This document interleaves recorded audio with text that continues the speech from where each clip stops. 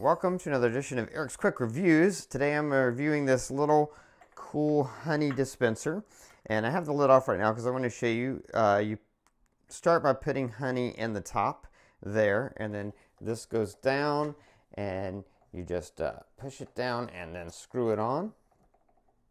And then, as you can see, now it lifts up, and you can see it looks like a little bee honeycomb. Very cool design.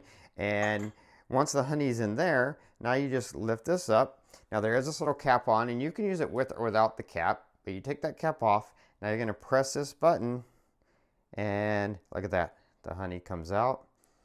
Nice. And then when you're done, you have an option. One option is you put the cap back on, and you sit it in there.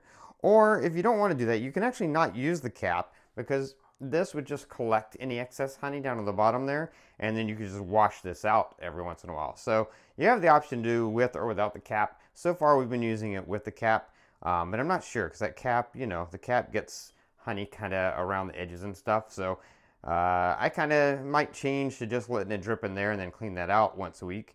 Wash that out. But you see, it's nice. It looks good. It works great. It dispenses a honey great.